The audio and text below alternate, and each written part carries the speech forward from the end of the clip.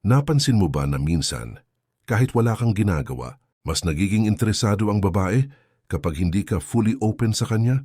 Hindi ka sweet palagi. Hindi ka todo explain. Hindi mo rin sinasabi lahat ng iniisip at pinagdadaanan mo. At imbes na mainis siya, lalo siyang nahihila papalapit. Hindi ito coincidence. Hindi rin ito laro lang. May malalim na dahilan kung bakit mas nakaka-attract ang lalaking hindi agad binubuksan ang buong sarili niya. At dito nagkakamali ang karamihan ng lalaki. Akala nila, para magustuhan ng babae, kailangan nilang ilabas lahat. Lahat ng trauma, lahat ng plano, lahat ng insecurities, lahat ng emosyon. Pero sa realidad, ang sobrang pagbubukas ay kadalasan nakakapatay ng attraction. Hindi dahil masama ang maging honest, kundi dahil mali ang timing, mali ang framing, at mali ang energy na binibigay mo. Ang misteryo ay anyaya, hindi manipulation, unang dapat linawin. Kapag sinabing may itinatago, hindi ito pagsisinungaling, hindi ito panluloko. Hindi ito playing games, ito ay intentional privacy. Ang lalaking may itinatago ay lalaking may sariling mundo. May buhay na umiikot kahit wala ang babae. May mga laban na hindi niya kailangan i-broadcast. At para sa babae, ang ganitong lalaki ay intriguing. Bakit? Dahil ang utak ng babae ay naturally curious. Kapag hindi niya alam lahat, gusto niyang malaman. Kapag hindi mo agad ibinibigay ang buong kwento, naiimbitahan siyang pumasok sa mundo mo. Practical example, may dalawang lalaki. Yung una, sa unang linggo pa lang ng talking stage, kinuwento na, lahat ng past relationship niya, pasundupin das tsaka, bakit siya iniwan, iti paano siya nasaktan, Charles bakit siya takot magmahal ulit sa. Ang pangalawa, kapag tinanong tungkol sa past, may pinagdaanan din, pero okay na ako ngayon. Mas focused ako sa ginagawa ko. Alin ang mas nakaka-attract? Hindi dahil mas mabait ang pangalawa, kundi dahil may depth siyang hindi mo pa alam. Ang misteryo ay parang pinto na bahagyang bukas. Kapag pilit mong binuksan lahat agad, wala nang thrill. Pero kapag iniwan mong bukas ng kaunti, gusto niyang pumasok. Ang lalaking may itinatago ay may control sa sarili. Isa sa pinaka-underrated na attractive trait ng lalaki ay emotional control, hindi emotional suppression. Hindi pagiging manhid, kundi emotional mastery. Kapag lahat ng emosyon mo ay nakadisplay, galit, selos, lungkot, insecurity, automatic na binabasa ng babae yan bilang hindi pa buo ang lalaking ito. Samantalang ang lalaking may itinatago ay lalaking pinipili kung kailan magsasalita. Hindi siya nagrarant agad. Hindi siya nagre-react sa bawat trigger. Hindi siya humihingi ng emotional validation sa babae. At bakit ito attractive?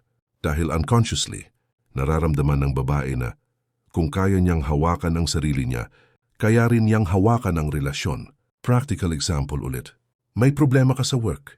Yung ibang lalaki tatawag agad, pagod na ako. Hindi ko na kaya, parang walang direksyon buhay ko. Yung lalaking may control, medyo challenging week pero okay lang. Inayos ko. Hindi siya nagsisinungaling. Pinipili lang niya hindi gawing emotional dump ang babae. At guess what? Mas gusto ng babae ang lalaking kalma sa gitna ng chaos kaysa lalaking emosyonal kahit walang bagyo. Hindi lahat ng access ay dapat libre. Ito ang hindi kayang tanggapin ng maraming lalaki. Kapag binigay mo agad ang buong kwento ng buhay mo, buong emosyon mo, buong oras mo, buong atensyon mo, ano pa ang matitira? At mas importante, ano pa ang ipe-pursue ng babae? Ang lalaking may itinatago ay lalaking may boundaries. May parte ng buhay niya na para sa sarili, na para sa purpose, tasiusa, para sa growth. Hindi dahil ayaw niyang i-share, kundi dahil may halaga ang access sa kanya. Isipin mo ito, kapag isang bagay ay madaling makuha, mabilis din siyang mawalan ng interest. Pero kapag may effort, may delay, may layers, mas nagiging meaningful. Ganon din sa attraction. Hindi ka required maging open book sa simula. Hindi ka auditioning para mahalin. Hindi ka dapat magbenta ng sarili mo. Ang presence mo pa lang ay sapat. Ang lalaking may itinatago ay hindi umaasa sa validation ng babae. Isa sa pinaka nakaka-turn off sa babae, kahit hindi nila sinasabi, ay ang lalaking naghihintay ng approval. Approval sa desisyon, emotion, direksyon. Pasiw homocopiphistius at sesin, pagkatao, kapag lahat ng kilos mo parang may kasunod na tanong na, okay lang ba? Tama ba? Sa tingin mo? Unti-unting nawawala ang polarity. Ang lalaking may itinatago ay lalaking hindi kailangan. I-explain ang sarili niya palagi. May mga desisyon siyang ginagawa nang hindi humihingi ng pahintulot. May mga opinyon siyang hindi niya binabawi para lang magustuhan. May mga tahimik siyang paninindigan. At bakit ito attractive? Dahil ramdam ng babae na ang lalaking ito ay buo kahit mag-isa. Hindi siya nakasandal emotionally. Hindi siya dependent. Practical example, may plano kang gawin, travel, career shift. New project, yung isang lalaki sasabihin, gusto ko sana pero ewan ko kung okay sa'yo. Yung lalaking may self-respect, may plano akong gawin. Pinag-isipan ko na, gagawin ko. Hindi siya mayabang, hindi rin siya dismissive. Simple lang, may sarili siyang compass. At kapag nakita ng babae na hindi ka umiikot sa validation niya, mas lalo kanyang nire-respeto. At kapag may respeto, may attraction. Ang katahimikan ay mas malakas kaysa paliwanag. Ito ang hindi tinuturo sa karamihan ng lalaki. Hindi lahat ng sitwasyon kailangan ng explanation. Hindi lahat ng misunderstanding kailangan ng mahabang depensa. Hindi lahat ng issue kailangan mong patunayan ang sarili mo. Ang lalaking may itinatago ay lalaking marunong manahimik sa tamang oras. Hindi siya reactive. Hindi siya defensive. Hindi siya nagpapanik kapag may tension. At sa dynamics ng lalaki at babae, ang katahimikan ay may bigat. Kapag masyado kang nag-i-explain, parang humihingi ka ng awa, parang takot kang mawala siya, na parang wala kang control sa narrative. Practical example, bigla siyang naging cold, hindi nagre-reply tulad ng dati. Yung isang lalaki, may nagawa ba akong mali? Busy ka ba?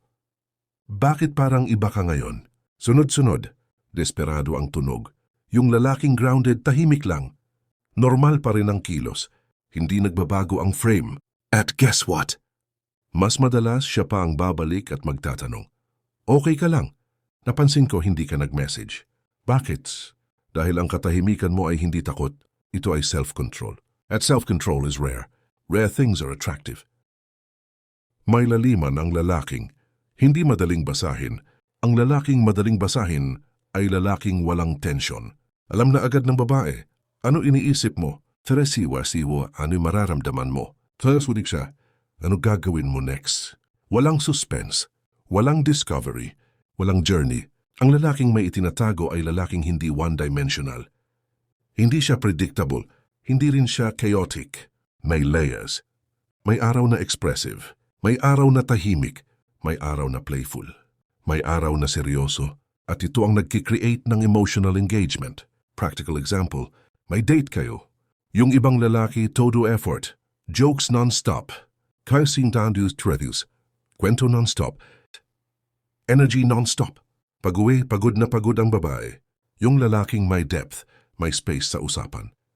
May pauses. May eye contact na hindi nagsasalita. Hindi niya pinupuno lahat ng katahimikan. At doon nag-iisip ang babae, anong iniisip niya ngayon?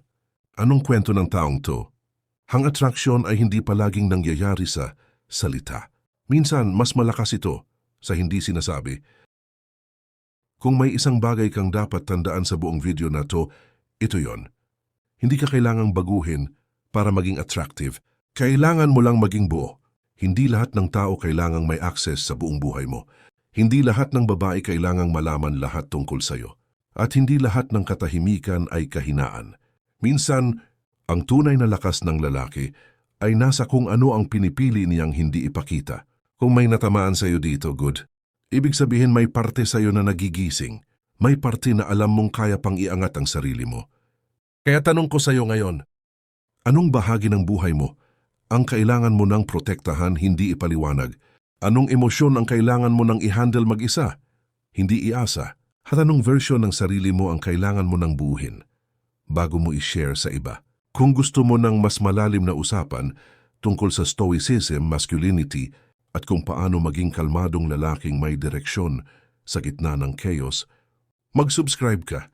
Hindi para sa ego, hindi para sa validation, kundi para sa growth. At kung may kakilala kang lalaki na laging inuubos ang sarili niya para lang ma-approve, i-share mo to sa kanya. Baka ito na yung mensaheng kailangan niyang marinig. Tahimik, malinaw. Bongbo,